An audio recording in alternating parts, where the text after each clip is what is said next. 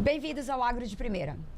Eu sou a Tatiana Scafteles, sou produtora rural, veterinária e pantaneira de coração. Alex Mendes vai estar aqui com a gente para apresentar também, né, Alex? Pois é, que legal, isso é muito bom. Hoje a gente vai falar nada menos e nada mais do que pecuária.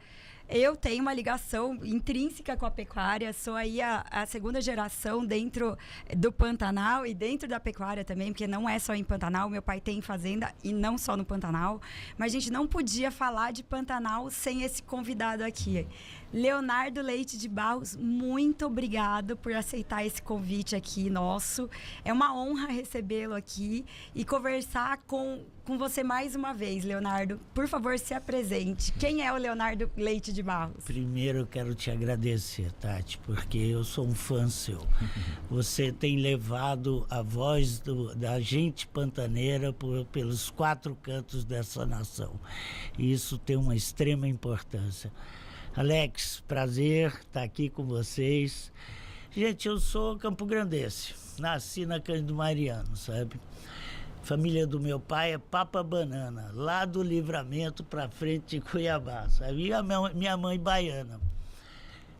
Conta minha mãe, Tati, que o meu primeiro banho foi num curicho no Pantanal da Inhacolândia. Então, eu tenho que dizer que meu umbigo está enterrado na Inhacolândia, está enterrado no Pantanal, entendeu, Alex? Então, é um amor, né, que a gente cria por aquele lugar. E tem uma característica da nossa gente, sabe, Tati? Quando pergunto pra gente de onde que você é, sempre você diz, eu sou pantaneiro. Não importa que Pantanal, né? Então, o Mato Grossense é pantaneiro, né? O Sul Mato Grossense é pantaneiro, o Paraguai é pantaneiro, né? Quer dizer, mas tem diferença entre os pantaneiros? Eu acho que existe a diferença regional das características geográficas e de fauna e flora, mas nós temos uma identidade cultural que é única, entendeu? Eu acho que isso é importante. Muito obrigado, Tati, é um prazer estar aqui. Seu Leonardo, desculpa, é uma questão de respeito, seu Leonardo, né? Leonardo, o que é ser de uma família tão tradicional, que além de ser uma família tradicional pantaneira, também conta a história do Pantanal. Como que é ser de uma família tão tradicional e que conta a história? Que assim, a história está tão intrínseca e ligada com a história familiar de vocês. Eu acho que a gente precisa caracterizar quem que nós somos, né? Porque por algum tempo e ainda hoje, Alex, a gente é identificado com alguns estereótipos que são colocados em filmes e em telenovelas. Então é bom dizer que não existe coronel nessa. Nós não somos coronéis, né? Nós somos gente invariavelmente... Isso é coisa da literatura, né? Das artes, é isso, principalmente do cinema e das telenovelas. Nós somos oriundos de gente muito simples. Invariavelmente, uma família de pantaneiros, ela vem de uma pobreza quase extrema. É de gente que trabalhou de forma secular, entendeu? Com muito afinco, e criou um amor muito grande àquela região e desenvolveu processos produtivos de criação de gado que se mostraram eficientes do ponto de vista econômico e absolutamente harmonioso do ponto de vista ambiental. Então, né, nós não éramos... Tem uma sequência lógica de como que o Pantanal surgiu, e aí a minha família está inserida nisso, por isso que eu acho melhor né, contextualizar esse Pantanal primeiro. O Pantanal foi descoberto no final dos anos 70, meados dos anos 70. Nós já estávamos lá há mais de um século. Só que ninguém conhecia o Pantanal. E ele foi conhecido porque uma série de jovens, geralmente vestido bermuda caque, com muita máquina fotográfica, sabe? E muito alegres, bonitos, em carros assim, às vezes luxuosos, equipados, não luxuosos, mas equipados. E esses jovens ficaram enlouquecidos com aquela beleza cênica, fartura de fauna e flora, né? E eles tiraram fotografia de tudo. E maravilhados com aquele Pantanal. Tati, nós não saímos na fotografia. Saiu o jacaré, saiu o tuiuiu, saiu o boi. Mas nós não saímos. Por que não saiu? Nós não saímos porque eles acharam estranhíssimo que nós estivéssemos ali criando boi há mais de século em harmonia com aquele meio ambiente. E veio aquela ideia antiga e hoje retrógrada da preservação, em que não está inserido o homem como atividade econômica, né? Então, essa foi o primeiro impacto da descoberta do Pantanal pelo meio urbano, né? E minha família, como já estava lá, e a gente recebeu essas pessoas com carinho, amor e tudo mais, mas logo depois com muita estranheza, porque eles botaram em dúvida a nossa presença na nossa casa, entendeu? Já então, estavam lá há muito tempo, né? E eu falo que é a simbiose que mais dá certo. Eu falo que é... Porque, assim, é coexistência. Não é uma coisa ou a outra. É né?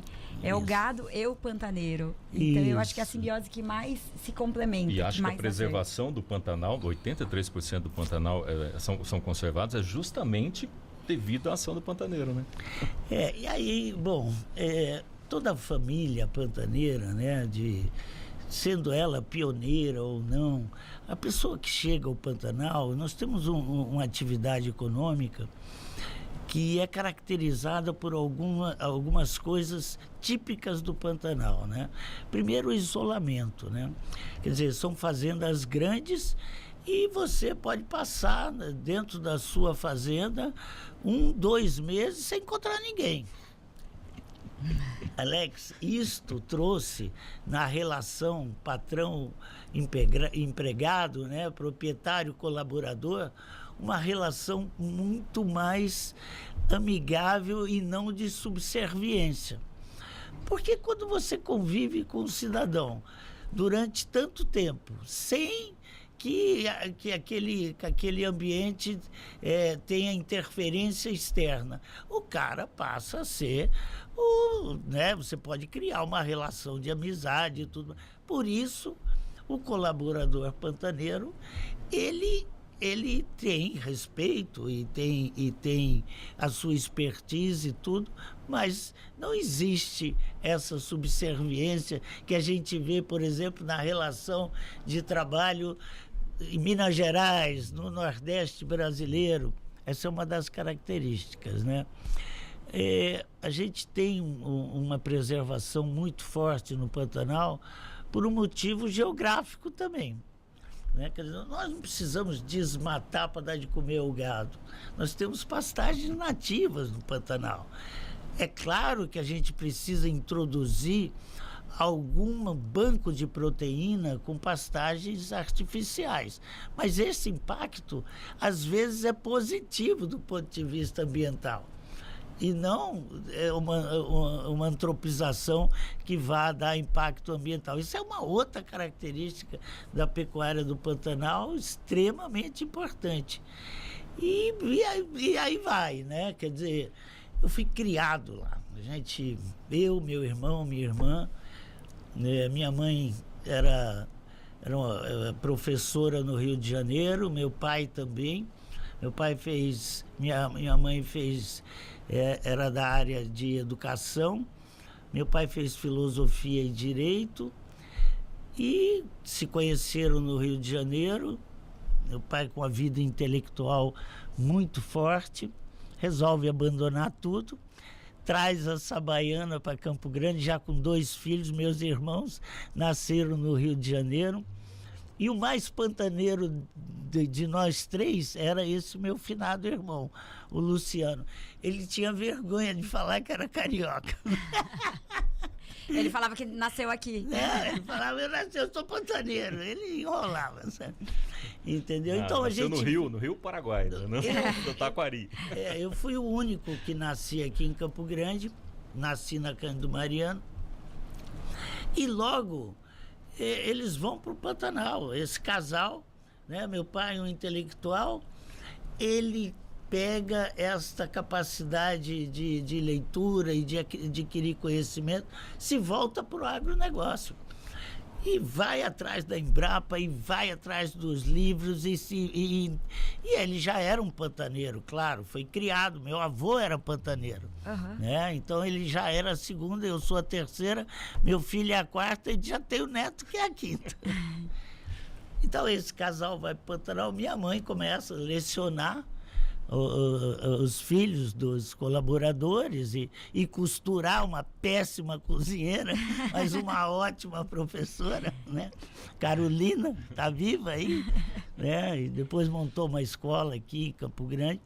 E meu pai se embrenha no mundo do agronegócio e usa toda a capacidade de adquirir conhecimento dele para ir atrás de novas tecnologias para o Pantanal e tudo. E nós, os 3 filhos, fomos criados ali, naquele areião quente do Pantanal, sem camisa, de pé no chão, andando a cavalo. Então, a minha infância foi absolutamente pantaneira. Tanto é, Tati, que eu tenho meus amigos de infância, são filhos, são hoje pais e avós de colaboradores que ainda trabalham comigo, Alex. Poxa, que legal. Demais, demais. E o senhor acha que as projeções que o seu pai lá atrás, que seu Abílio escreveu lá atrás, da maneira que ele escrevia, hoje, comparando com hoje, essas projeções estão se confirmando, eles não estão se confirmando? Como é que é? O que você traz lá de trás para os dias de hoje? Olha, ele viveu uma grande revolução na pecuária, né?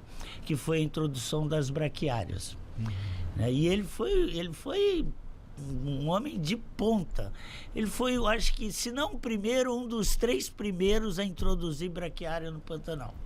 A braquiária no Pantanal, ela trouxe aí um dado importante, sabe? Não o aumento da capacidade animal por hectare, mas o aumento da produtividade. Né? Quer dizer, se eu tinha 100 vacas e eu colhia 50, 60 bezerros, hoje eu tenho as mesmas 100 vacas, mas eu colho 90, 80 bezerros, porque eu tenho um banco de proteína que eu posso botar.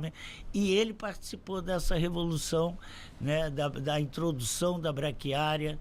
Ele participou da introdução de genética melhoradora no Pantanal. Esse é o seu pai ou o seu avô? Meu pai. O pai. Meu pai, né? E ele sempre foi muito ligado à Embrapa, né? Então, tudo que tinha de novo, ele pegava e levava no Pantanal. E nós agora, nós estamos vivendo outra revolução, né?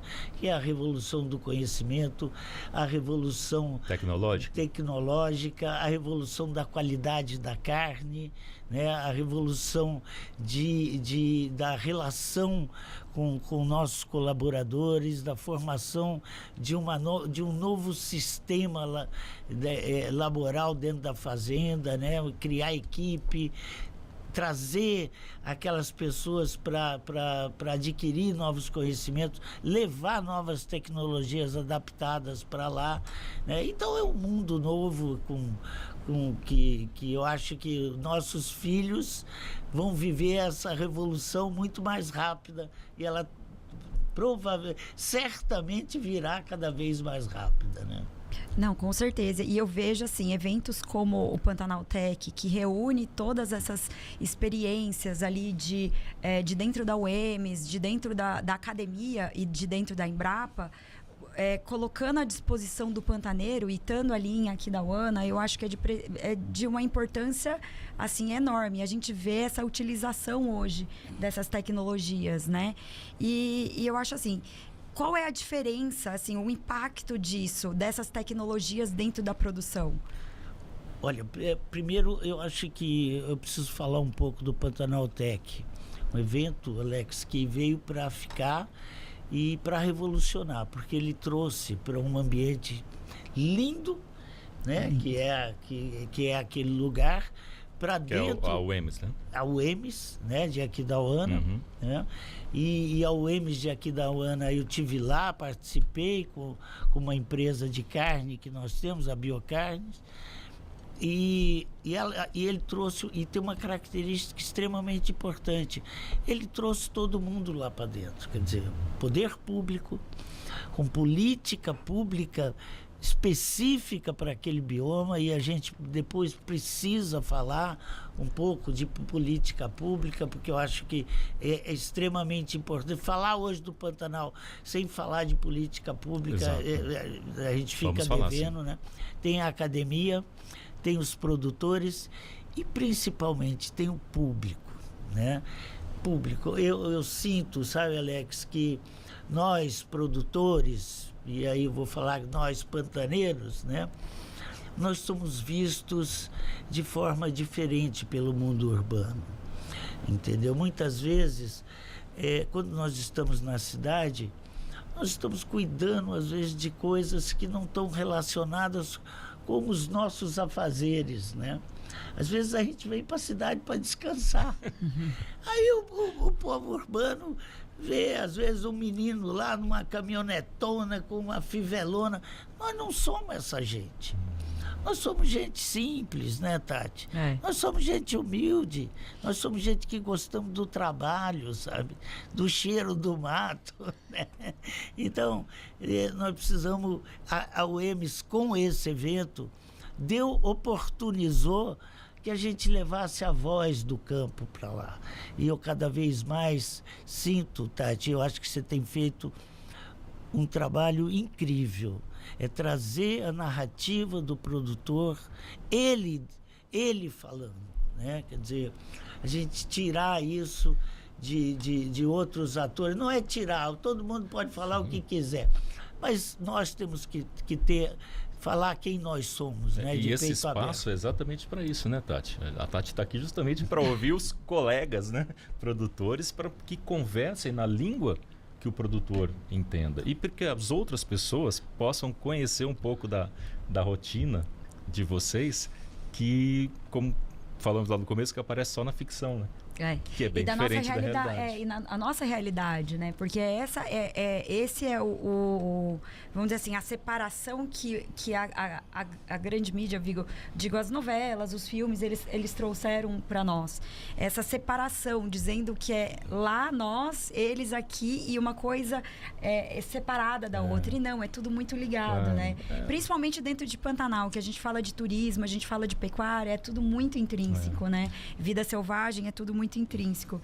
E eu acho que isso é importante a gente ressaltar e trazer sempre, e nós mesmos como protagonista, porque assim, a gente sabe que a tendência é o lado ambiental se sobressair, só que sem ter a sustentabilidade, sem ter a produção, a gente não tem o lado ambiental. Sem dúvida. Então a gente tem que bater muito nessa tecla, e a gente bate muito nessa tecla, né? A gente faz questão de bater muito nessa tecla. E o avanço da tecnologia acaba ajudando esse lado também, né? Ajuda em tudo, Com né? certeza. Em produtividade, em preservação, em tudo, né? E vou voltar um pouco à minha família, porque você tocou meu coração. É isso que a gente quer. Eu me lembrei agora a minha infância foi dessa forma, né?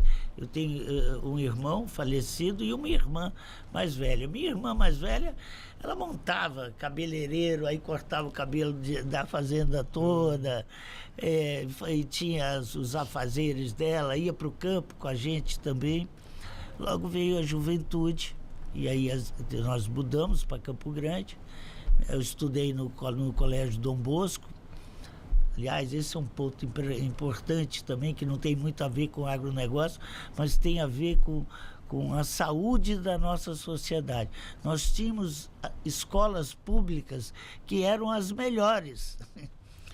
E hoje, onde os filhos dos produtores estudavam, não era no particular, né? Todo mundo sentava do meu lado o filho do borracheiro, que arrumava pneu na esquina. Né? Quer dizer, então aquilo... Importantíssimo para a gente se ver como iguais, né? Aquilo era inclusão, entendeu, Alex? Não é mais essa narrativa que eu vejo por aí. Aquilo é inclusão. Você botar as pessoas para serem alfabetizadas juntos, para aprender as equações matemáticas todos juntos. Mas vamos voltar. A gente veio para a cidade aí, nas férias, nós tínhamos que ir para a fazenda para trabalhar. A fazenda nunca foi lugar de passeio para a gente. Nós, desde a tenridade, fomos criados sabendo que o nosso pão saía daquele lugar, né? E que, portanto, e como a gente já tinha convivido com aquelas pessoas, a gente, além do respeito por aquela equipe de colaboradores, a gente tinha admiração pelos aqueles caras que sabiam laçar, trançar laço. Então, essa juventude e adolescência passada no Pantanal trabalhando, quer dizer, nosso pai, ele entregava a mim e ao meu irmão para o capataz da fazenda. Eu era obrigado a obedecer o capataz para aprender o ofício, entendeu, Tati? Para aprender o ofício. Isso foi de um poder para a gente muito grande. Primeiro, que nos dava humildade, né? Para entender que aquele menino, às vezes mais novo que eu, era melhor do que eu. E daí por diante, aí eu fui embora para São Paulo estudar e advoguei durante muito tempo. Mas o meu umbigo fez com que eu retornasse, né? E aí, desde então, eu não deixo mais meu Pantanal e nem o agronegócio. Eu sou um adorador de bezerro e um adorador de vaca. Leonardo, e o que fez você modificar vamos dizer assim, as relações de comércio, e você idealizou a Biocarnes, você formatou, você trouxe para Campo Grande. Como que isso começou? Porque a opção pelo boi orgânico, né? Isso. E isso nasceu, na verdade, quem criou essa história do boi orgânico não fomos nós. Foi um sujeito que está aí, ele é um sujeito muito inteligentíssimo, um pantaneiro, um visionário chamado Homero Figliolini. Ele criou a BPO, Associação Brasileira de Produtores Orgânicos, e certificou uma primeira propriedade e tal, e aquilo passaram alguns anos, ficou incipiente, ele acabou nos chamando. Eu acabei ficando na presidência da BPO e eu enxergava que existia um público consumidor, Alex, super interessado em saber quem produzia, onde produzia, como produzia, né? Mas aí eu pensava, mas como é que eu vou contar essa história se eu não tenho um produto, se eu não tenho a plataforma para dizer isso e nem o dinheiro para bancar essa história, né? Aí surgiu a ideia, né? E aí eu, já presidente da BPO, surgiu a ideia da gente criar um grupo e fazer uma aliança mercadológica, né? Quer dizer, então, entendendo os elos da cadeia produtiva da carne, a gente entendeu que em associativismo a gente teria escala, quantidade de carne, a gente teria um poder de negociação junto aos elos da cadeia, né? E aí entra o primeiro ponto, né? Que eu acho extremamente importante, que é o associativismo, né? Se você quer participar da cadeia, você tem que estar inserido dentro de algum associativismo. Novilho precoce é um exemplo importantíssimo. Sim. A BPO continua firme e forte, né? Bom, dito isso, a gente faz uma aliança mercadológica com o JBS e permanecemos fornecendo animais para o JBS durante 8 anos. Né? O JBS cria uma marca, chama Organic Beef. Essa marca se perdeu no tempo, Logo depois, com a internacionalização desse grupo e o tamanho que ele tomou, ele acabou entendendo que aquilo não estava mais no foco deles. Nós acabamos buscando outras alianças, né? E aí fomos atrás de algumas marcas de carne forte e tal, mas sempre tendo um problema com o elo subsequente, que era o frigorífico. Porque o frigorífico, ele tem um setup de indústria de commodity.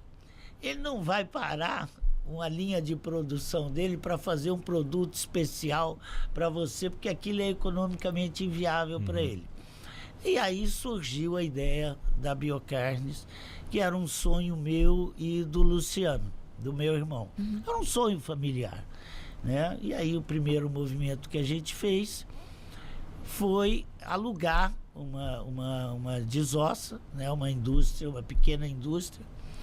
Logo depois a gente acabou comprando essa pequena indústria, né? Então hoje a Biocarnes abate seus animais num frigorífico terceirizado, puxa para essa indústria própria e a gente entrega semanalmente na Praça de São Paulo com um caminhão de carne pronta para ir para Gonda. Com valor agregado, com que valor. Que é um principal também, porque a gente não pode esquecer o lado, né, o lado econômico, né, da sustentabilidade, exato, né? Então você veja, associativismo, aí originação. Toda a nossa carne é pantaneira. Todo o gado abatido e comercializado pela Biocarnes e pela BPO, né? É importante dizer isso, ela tem origem no Pantanal. Esses animais comeram pastagem nativa do Pantanal. Nós estamos falando aqui de terroir, Tati. Exatamente. Nós estamos falando de terroir. Só para explicar, para quem não sabe o que é o terroir? O boi orgânico, né? Isso. O terroir. Por favor. Bom, o boi orgânico, ele tem uma certificação e ele segue processos estabelecidos de produção. Então, tem uma normativa, que é uma normativa estatal, né? E essa normativa, você precisa seguir ela. Basicamente, eu não uso nenhum produto químico, nem na terra e nem nos animais, né? A rastreabilidade, ela serve como uma espinha dorsal para você documentar todas as fases desses animais. Por exemplo, hoje eu estava na indústria, aí a gente estava fazendo uma produção de umas novilhas abatidas dente de leite, uma delas morreu com 13 arrobas e nasceu na fazenda Santa Clara. Foi abatida com 18 meses de idade, seja, o número dela é tal, ela tomou uma vacina de aftosa lá atrás, porque a gente não era livre ainda de aftosa, recebeu, então tudo isso é documentado e auditado por uma terceira parte. Ou seja, uma carne que tem uma qualidade fora do comum, né? E rastreabilidade, e a gente comunica esse processo, né? Quer dizer, então, esse público interessado em saber origem, como foi produzido, quem produziu, existe um caminho até engraçado hoje. Eu tive nos Estados Unidos, quase que a maioria das carnes tem a fotografia do produtor estampada na carne, entendeu? E aí tem vários outros caminhos.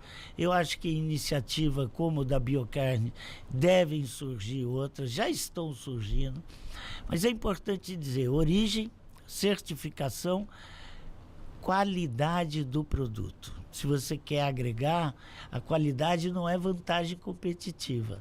A qualidade é condição para você estar pré-requisito, né? E escala correta. Você não pode lançar um produto e esse produto faltar de alguma forma, né? Porque você não está preparado para fornecer ele depois que se abrir o mercado. E o terroir, que a gente estava falando, o terroir é o gosto específico da região. É o gosto, é o aroma, o gosto, são os sentidos que aquela carne tem. né? Então a gente fala que a carne do Pantanal, ela tem o terroir próprio, né? Ela tem o gosto, ela tem o sabor diferente, né? Eu vou contar uma história. Posso? Claro.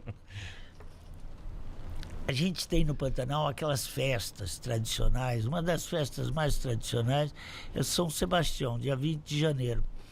São Sebastião reúne todas as fazendas, geralmente é em uma fazenda, numa sub-região, e aí reúne aquelas fazendas em volta, tem jogo de truco, corrida de cavalo, baile, mas eu falei, primeiro a reza, depois a corrida de cavalo, o jogo de truco e depois finalmente o baile.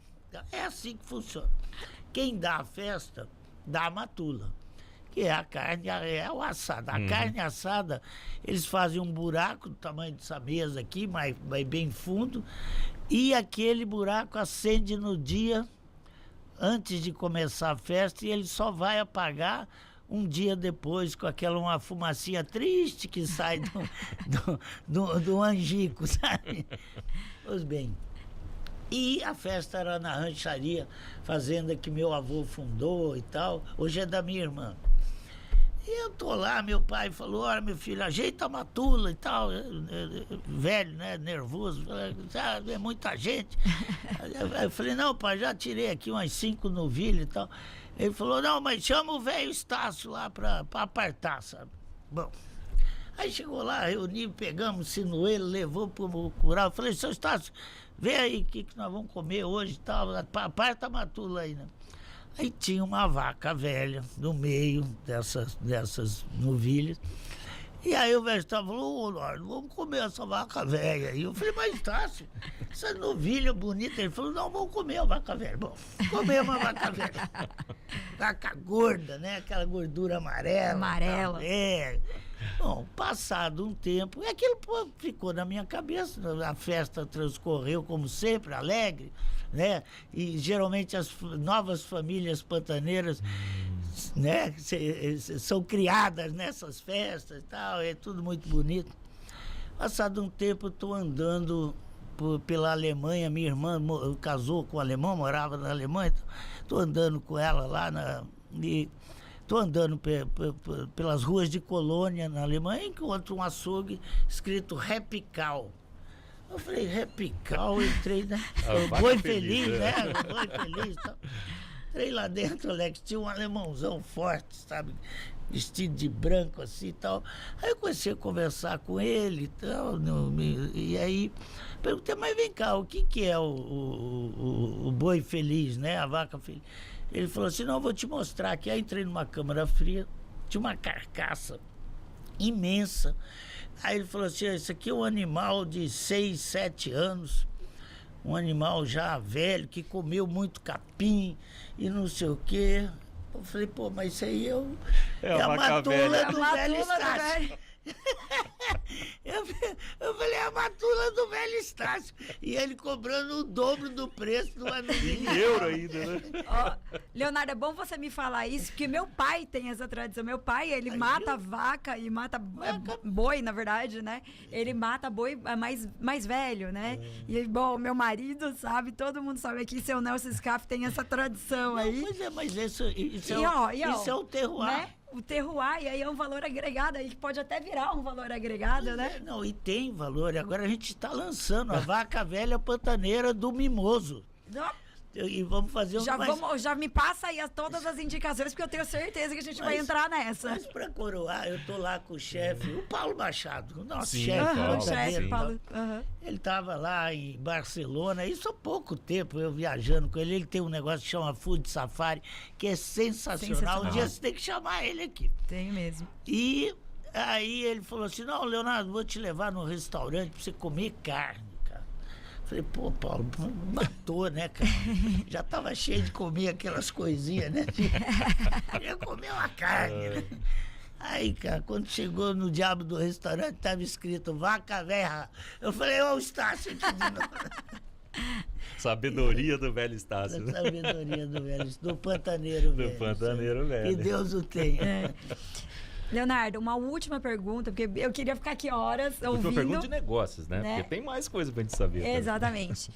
O que você acha o que falta pra gente conseguir fazer esse pertencimento com o sul-mato-grossense normal, sem ser o sul-mato-grossense ali do agro? O que você acha que falta pra gente despertar essa chama no sul-mato-grossense de realmente falar, olha, eu sou pantaneiro, eu tenho essa cultura em mim, essa cultura não é distante, é minha. O que você acha que falta? Isso é uma pergunta minha, pessoal, minha, que eu falo... Porque, assim, a gente trabalha com isso. O que você acha que falta? Eu acho que falta um pouco esse podcast que vocês estão fazendo aqui. Isso aí é extremamente importante. Trazer gente para conversar sobre gente, né? Para conversar sobre as nossas agruras, sobre o que nós fizemos de errado. Abrir o coração, cara, porque nós somos daqui, gente, né? O Pantanal é nosso, o Pantanal está dentro desse Mato Grosso do Sul, né? Então, ser pantaneiro não é ter nascido lá, não é ser pioneiro. Isso me dá orgulho, tá? Mas eu admiro muito o pantaneiro pelo amor que ele tem àquele bioma, entendeu? E a gente começar a mostrar quem nós somos, porque o Pantanal é gente também, né? Meu velho pai, ele escreveu uma vez que o animal em extinção no Pantanal é o homem pantaneiro. E talvez com a extinção desse homem pantaneiro, nós teremos o maior desastre ecológico desta região. Então, aí eu preciso falar agora de um resgate de política pública. Exato. Né? Porque aí eu acho que é importante a gente trazer... O gancho está aí. O ex-governador Azambuja, né, ele criou um incentivo fiscal para a carne sustentável do Pantanal. Foi a primeira política pública parecida com o que os nórdicos fazem lá na Europa. Quer dizer, premiar quem está fazendo o certo e não usar poder de polícia para ir atrás de... Eu acho que quem está errado merece o castigo. Mas só castigo não resolve. Você tem que premiar quem está fazendo o certo, né? Aí o Reinaldo Azambuja fez, o Eduardo Riedel, nosso governador hoje, pegou aquilo e elevou muito mais ainda com a criação da Lei do Pantanal e agora do Programa Pantanal. Ele criou uma coisa sensacional, que é um fundo que vai pagar ao produtor pantaneiro pelos serviços ambientais que ele está prestando lá dentro. Né? Quer dizer, isto é de um inedetismo incrível. Né? Quer dizer, isso é política pública de ganha-ganha. O nosso primeiro podcast foi exatamente sobre isso. Vocês falaram sobre isso. Importantíssimo. É extremamente importante. Eu acabei de fazer minha inscrição, minha irmã, e nós estamos muito felizes. Não é só pelo dinheiro. Pela valorização, né? Pelo reconhecimento, sabe? Pelo reconhecimento. Pela primeira vez, alguém está dizendo, olha aqui, Leonardo, você merece ser reconhecido como um preservador. Tanto isso é verdade que eu vou te dar até um dinheirinho aqui. Sim. Entendeu? Sim. Então, isto é política pública correta, certa, que vem ao encontro dos anseios de preservação desse bioma, né? Então, esse é um conjunto em que o Pantanal está sendo trazido para o meio urbano, de certa forma. Né? Quer dizer, então, só tem esse caminho, Alex.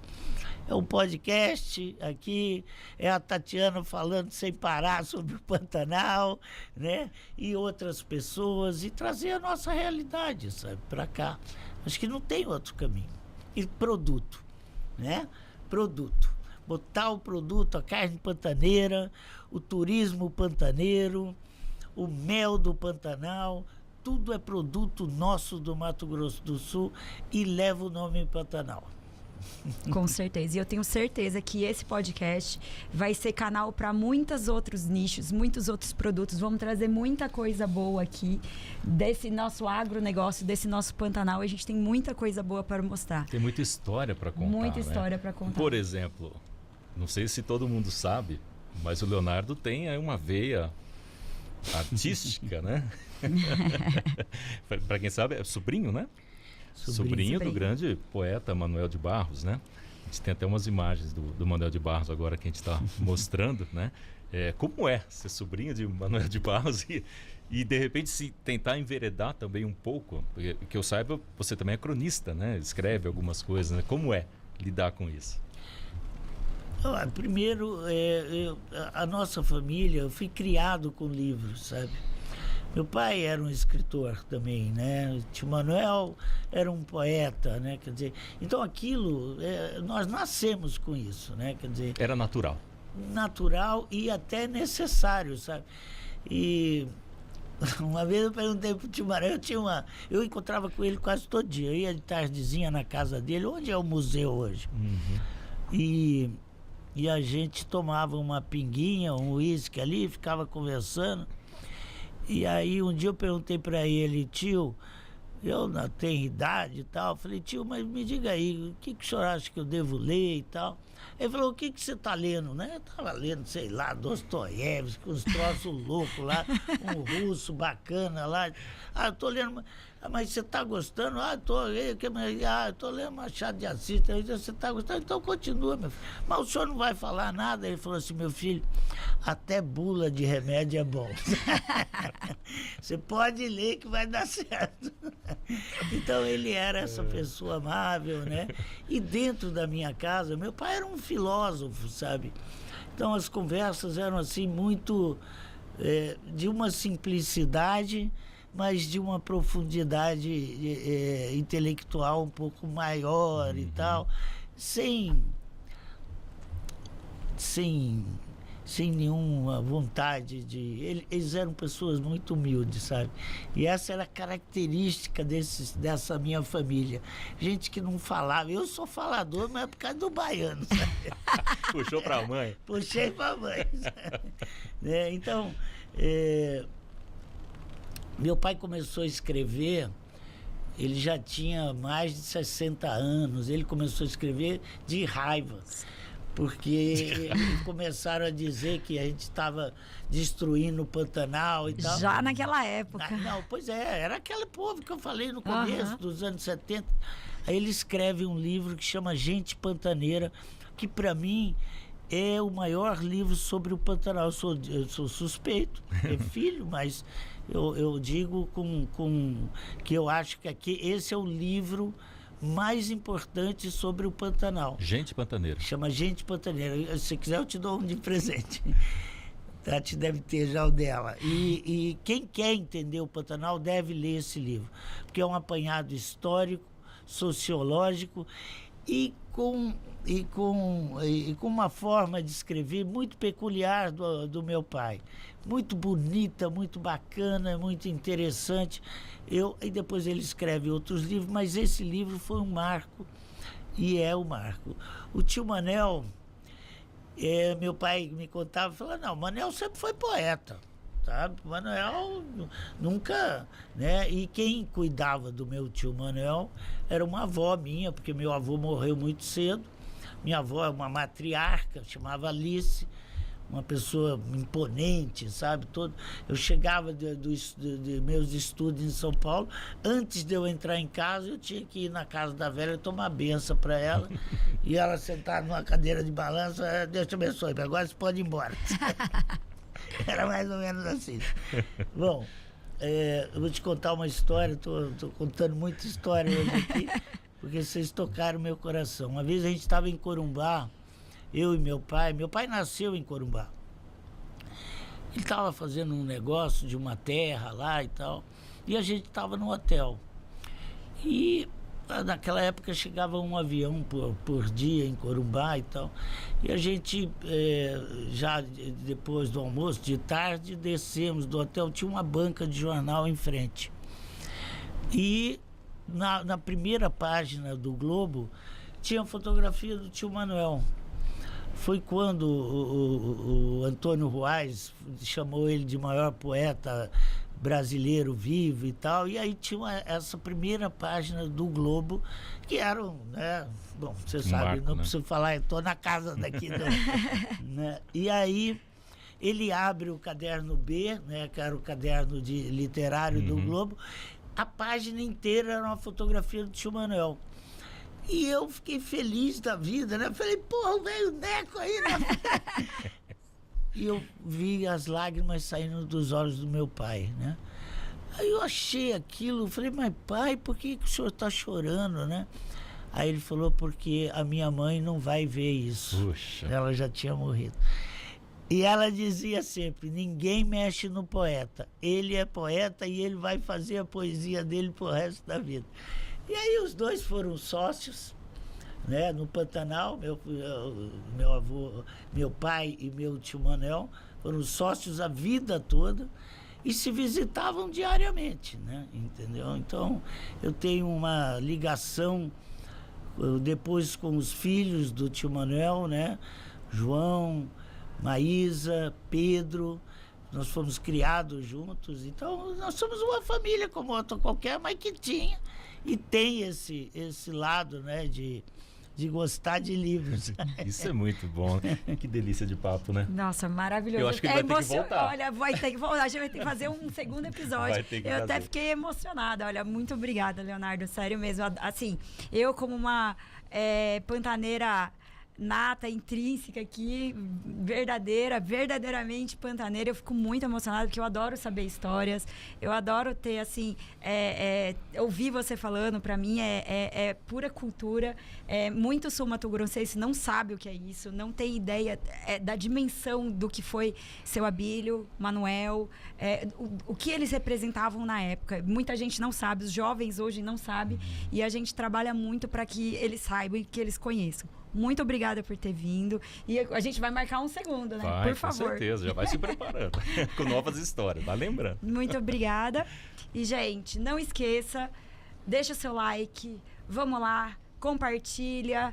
Deixa o seu like. Quanto mais gente compartilhando, mais gente vai ver isso daqui. Isso aqui é cultura pura. Por favor, nos ajudem a chegar em cada vez mais pessoas. É isso aí. Se inscreva no canal do Primeira Página, né? Você que está vendo pelo YouTube. Pode ativar o sininho, porque aí quando tiver novos episódios você já recebe ali e já assiste na hora. Leonardo, muito obrigado. Eu que agradeço e novamente parabéns a vocês dois, porque nós precisamos muito desse tipo de iniciativa. Eu vou deixar um recado, fazer um jabazinho aqui. Coma carne do Pantanal, coma carne da Biocarnes, que você vai estar preservando a cultura do homem pantaneiro, você vai estar preservando o bioma Pantanal. Muito obrigado. Foi um prazer. Até a próxima. Até a próxima.